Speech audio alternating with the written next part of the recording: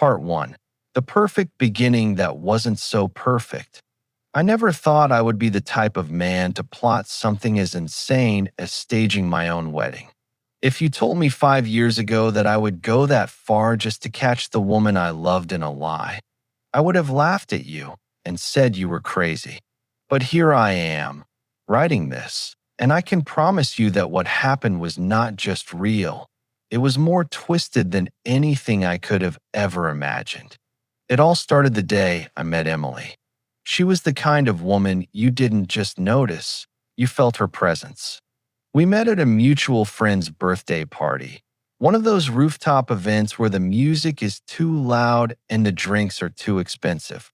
I remember standing near the bar, nursing a whiskey, when she walked in wearing a deep green dress that clung to her in a way that made every guy in the room glance twice. She wasn't just beautiful, she was magnetic. What hooked me wasn't her looks, though. It was the way she spoke. Confident, sharp, like she knew how to handle herself in any situation. When we finally struck up a conversation, she teased me about being the only guy in the room who looked like he wanted to be anywhere else. I shot back that I was the only guy in the room smart enough not to waste $20 on a watered-down cocktail. She laughed, and that laugh, it wasn't fake. It wasn't polite. It was genuine, full, and warm. That was the moment I was done for. Within weeks, we were inseparable. Late-night drives, Netflix marathons that turned into lazy Sundays in bed, spontaneous road trips. She made me feel alive in a way I hadn't felt in years. I was 31 at the time, working in tech, a decent career, good money, but I'd been in a rut. Wake up, work, gym, sleep, repeat. Emily pulled me out of that, and it wasn't just me who fell for her. My best friend, Ryan, adored her too. He was there the night I met her, actually. He gave me a nod of approval when he saw us hitting it off, and later he told me, "Dude, she's the one. Don't screw this up." Funny words, looking back now. The first year was perfection. The kind of perfection that makes you suspicious because life isn't supposed to be that flawless.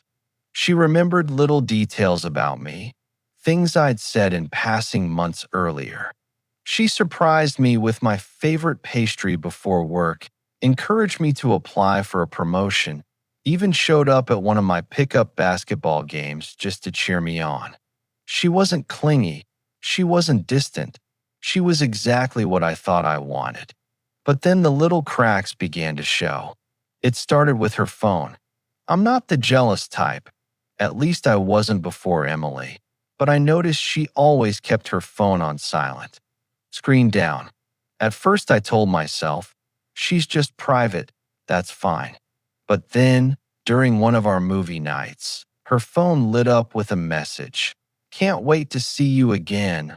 Winky face." I caught it out of the corner of my eye before she snatched it up.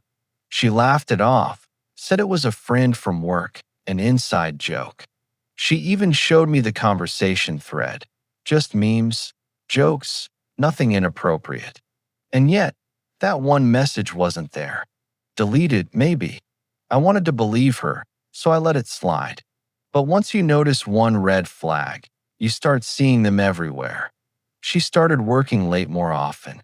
Weekend girls' nights that didn't line up with what her best friend Jenna would later mention to me. I never confronted her directly because I kept hearing Ryan's voice in my head. Don't screw this up.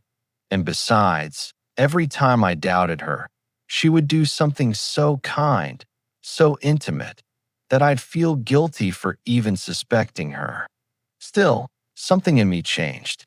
I started paying closer attention. I noticed her perfume smelled stronger on nights she came home late. I noticed she had 2 sets of lingerie, one I'd seen and one I hadn't, hidden in the back of her drawer. I noticed that when I mentioned Ryan, she would get this quick flicker in her expression, barely there, but enough for me to catch. At the time, I couldn't even process the possibility.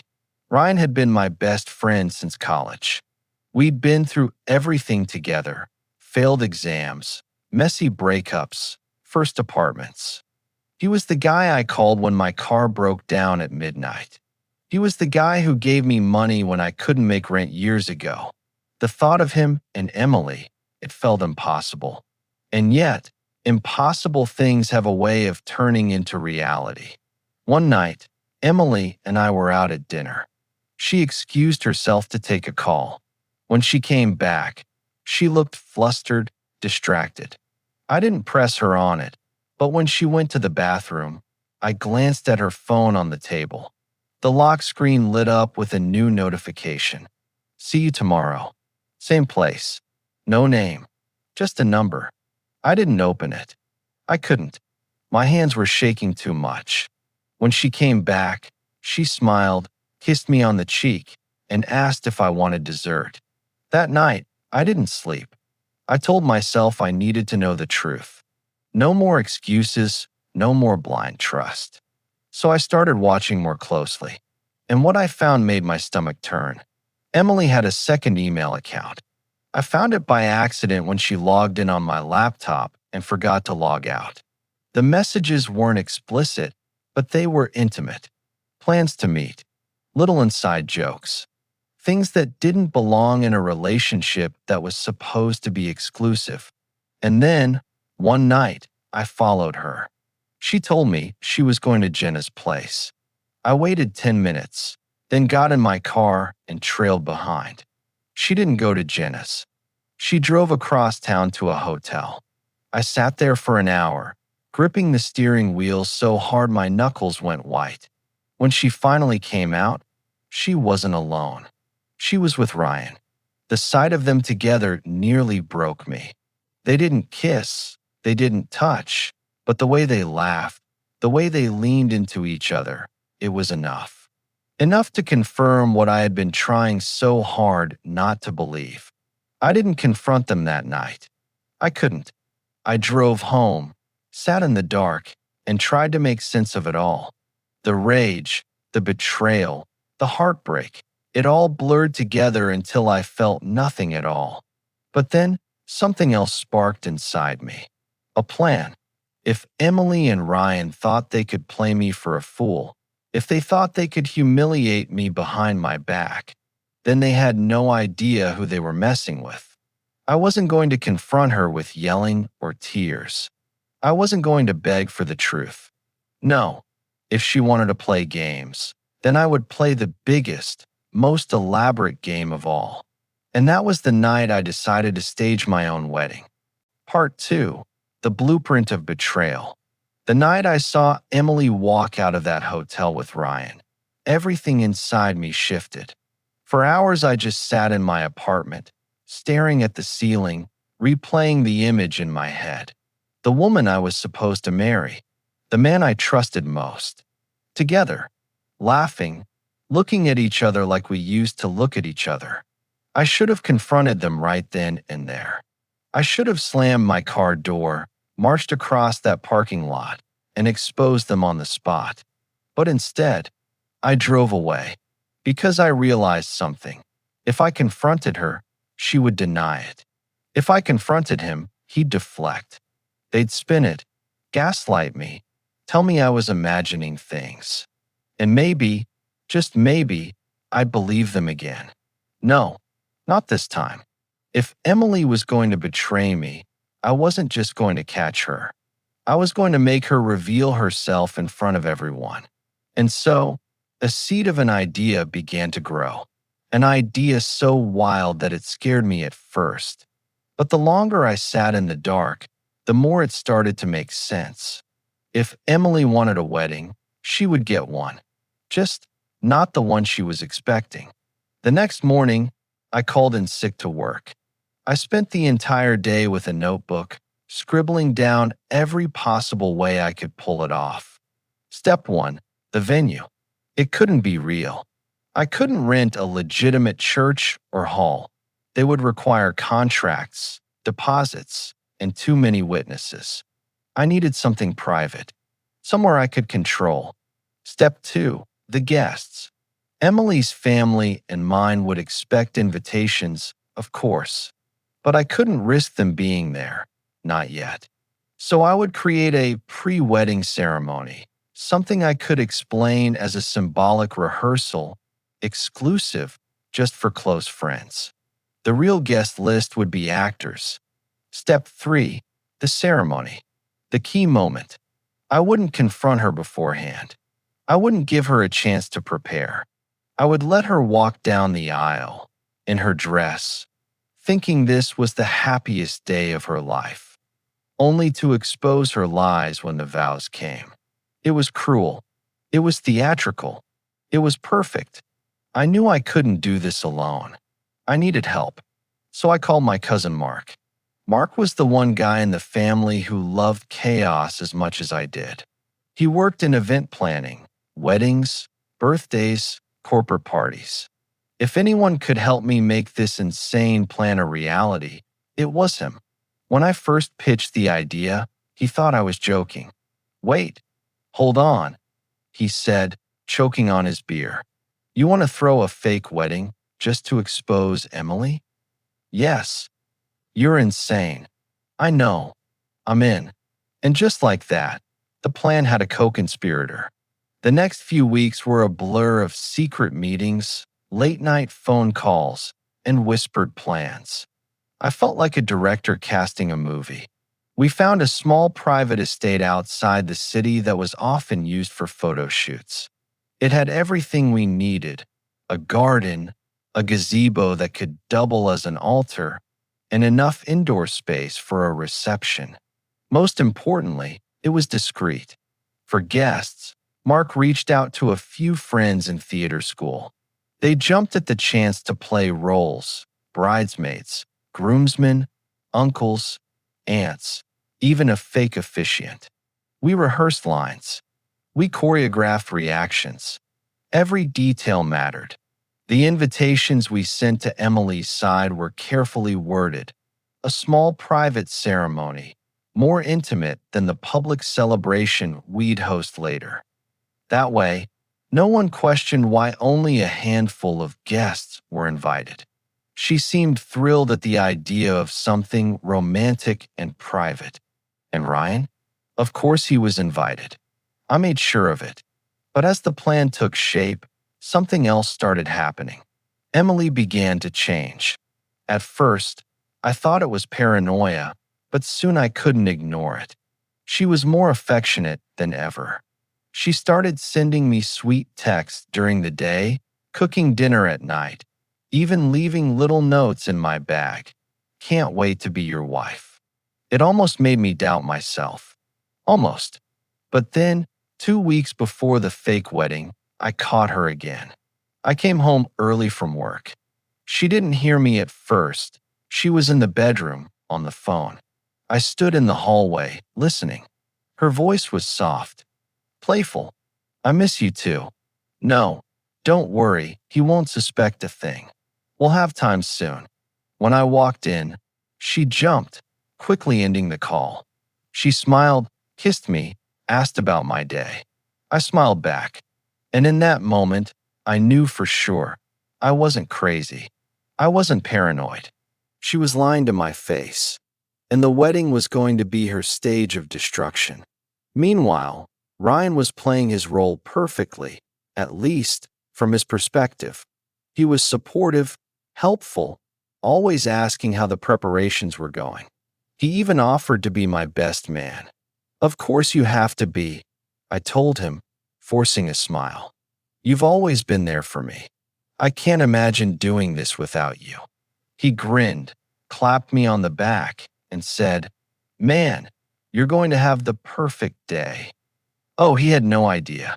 Mark and I fine-tuned the script for the ceremony. The officiant would lead us through the vows. Emily would say, "I do." Then, instead of repeating after the officiant, I would deliver my lines, a monologue exposing everything. And then, the kicker, a hidden projector. Mark had set up cameras outside that hotel weeks earlier. One night, I followed Emily again and caught her and Ryan entering together. The footage was grainy but clear enough. With Mark's help, we cut it into a short clip. At the perfect moment, it would play for everyone to see. Actors would gasp. Some would shout. A few would storm out in disgust. It would be chaos, carefully orchestrated chaos.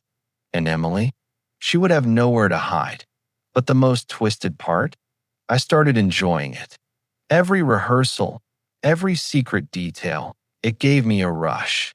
It felt like I was in control again, like I was one step ahead of her lies. Instead of being the victim, I was the puppeteer pulling the strings.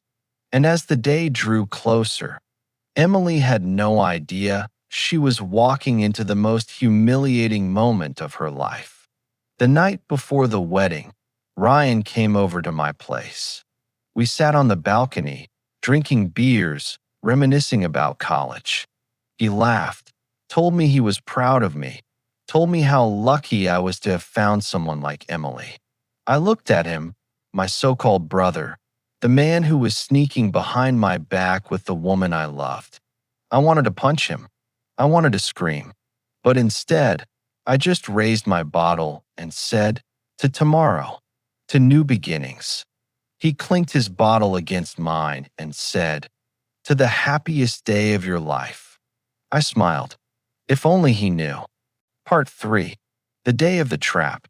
The morning of my wedding, or at least the wedding Emily believed was real, was the most surreal morning of my life. I woke up to sunlight streaming through the blinds and the sound of Emily humming in the kitchen. She was making pancakes like it was any other Saturday morning. Except it wasn't. She wore a white silk robe, her hair tied up messily, and when she smiled at me across the table, for a second, I almost forgot everything. Almost. But then she said, "I can't believe today is finally here. I've waited for this moment my whole life." And I remembered. The betrayal. The hotel. Ryan. All of it. I forced a smile and said, "Yeah, me too." Inside, though, my stomach twisted with anticipation. Today wasn't her dream wedding. Today was her reckoning. The venue was already buzzing when we arrived. Mark had done an incredible job. He'd transformed that estate into something that looked straight out of a bridal magazine. White drapes hung from the gazebo, fairy lights twinkled in the trees, rows of chairs lined with flowers. It looked real, too real. Our guests were already there, dressed to the nines. Actors I'd never met in my life came up to hug me, slap my back, tell me how proud they were. One woman even cried and said, "You've grown into such a fine man." Emily ate it up. She had no idea. She greeted them all warmly, smiling, glowing. I watched her, trying to reconcile the woman in front of me with the liar I knew she was. And then Ryan arrived. He wore a charcoal suit, his tie perfectly knotted, his smile wide and confident. He walked straight up to me, pulled me into a hug, and whispered, "Ready, brother?" I nodded. Never been more ready. Our eyes met, and for a fleeting moment, I wondered if he knew. If some part of him sensed the storm that was about to hit. But then he laughed, slapped my shoulder, and went to take his place among the groomsmen. Mark kept everything on schedule. The photographer, another actor, clicked away. The musicians played softly. The officiant rehearsed his lines one last time. Meanwhile, I waited in the groom's suite, staring at myself in the mirror. The tuxedo fit perfectly. The boutonniere was pinned neatly. I looked like a groom, but I didn't feel like one. My hands trembled. My chest felt tight. Was I really going to go through with this? I thought about my parents, my real family, who believed they would be attending a big celebration in a few months. They had no idea what was happening today. Was I protecting them from the truth, or just sparing myself the shame of explaining everything? And then I thought about Emily. If she had been faithful, if she had been honest, Today would have been the happiest day of our lives. But she wasn't, and I wasn't going to let her wear a white dress and promise me forever when she couldn't even give me honesty. No, this had to happen. The ceremony began at sunset. I stood at the altar, heart pounding, while the guests rose to their feet. The music swelled, and there she was. Emily walked down the aisle, radiant in a lace gown that shimmered in the fading light. Her veil framed her face perfectly, her eyes locked on mine with a look of pure devotion.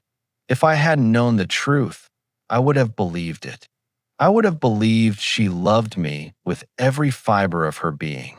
Ryan stood to my left, watching her too. His expression was softer than it should have been, almost wistful. Did anyone else notice it? Probably not. But I did. Every step she took brought us closer to the moment everything would unravel. When she finally reached me, she slipped her hand into mine. It was warm, steady. "Hi," she whispered. "Hi." I whispered back, my voice thick. The officiant smiled and began. The ceremony unfolded flawlessly at first. The officiant spoke about love, commitment, the sanctity of marriage. Emily beamed, tears glistening in her eyes. She looked every bit the bride she wanted everyone to see. Then came the vows. Emily went first. Her words were heartfelt, practiced, almost poetic. She spoke of destiny, of soulmates, of never letting me go. Her voice cracked with emotion, and even some of the actors wiped fake tears from their eyes. It would have been convincing if I hadn't known better. When it was my turn, I took a deep breath. This was it, the moment I'd been planning for weeks. I opened my mouth to speak, and then, out of the corner of my eye, I saw Ryan. His jaw tightened. His eyes flicked from me to Emily, then back again. And in that split second, I realized something he did know. Maybe not about the plan, but about me. About the look in my eyes, the way my voice trembled. Maybe he sensed the trap closing in. Emily squeezed my hand, oblivious. "Go ahead," she whispered. I looked at her, at the woman I thought I would spend my life with, and felt a surge of rage and satisfaction all at once. This was it. This was the moment. Part 4. The Vows of Vengeance. I stared at Emily, her perfect smile framed by her veil, her eyes shimmering with what she wanted everyone to think was love. For a moment, the weight of years we spent together pressed on my chest, threatening to choke me. But then I thought of the hotel, of Ryan's hand brushing hers when they thought no one was looking, of the whispers I overheard when she thought I wasn't home. No, this wasn't love. This was betrayal dressed in white. I tightened my grip on the microphone the officiant had handed me. My voice, when it came out, was steady, far steadier than I expected. "My vow," I began, my eyes never leaving Emily's, "is not what you think it will be." A ripple of confusion passed through the crowd. Emily tilted her head, her smile faltering slightly. Ryan shifted where he stood, his shoulders tensing. I continued. "When I met you, Emily, I thought I had found the love of my life. I thought you were honest, loyal, faithful. I thought the person standing beside me today was someone I could trust with everything I have." Emily's lips parted, but she didn't speak. Her eyes darted nervously, searching the crowd as if looking for an explanation. "But love," I said, my voice growing louder, "isn't built on lies. And what we have, what you created between us, is nothing but deception." Gasps erupted from the seats. The actors, trained for this moment, played their roles perfectly, leaning forward, whispering loudly, covering their mouths in shock. Emily squeezed my hand, her nails digging into my skin. "What are you doing?" she hissed through clenched teeth. I pulled my hand away, what I should have done months ago. And with that, I gave Mark the signal. The lights dimmed. A projector screen descended behind us. The officiant, perfectly in character, announced, "Before we continue, there's something the groom wishes to share." Emily's face drained of color. "What is this?" The screen flickered, and then there it was. Grainy footage of Emily and Ryan entering the hotel together. Their laughter, their closeness, the way they leaned into each other, their hands brushing as they walked side by side. The room erupted. Gasps, shouts, whispers. One of the aunts stood up and cried, "How could you?" Another guest shook his head in disgust. Emily stumbled backward, her bouquet falling to the floor. "No, this isn't. This isn't what it looks like." Ryan's face went pale. He stepped forward, hands raised. "Listen, man, it's not what you think." "Oh, it's exactly what I think," I snapped, cutting him off. "The two people I trusted most, sneaking around behind my back. You thought I wouldn't find out? You thought you could play me for a fool." Ryan's jaw clenched. For the first time, his mask slipped. "You don't understand." "I understand everything," I said. My voice shook with fury now, the months of bottled-up rage finally boiling over. "While I was planning a life with her, she was planning nights with you. While I was calling you my brother, you were sneaking into her bed. So tell me, Ryan, what exactly am I misunderstanding?"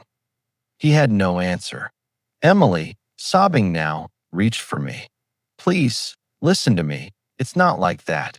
I love you. I chose you." I recoiled. "You chose me?" "No. Emily, you settled for me. Until he was around.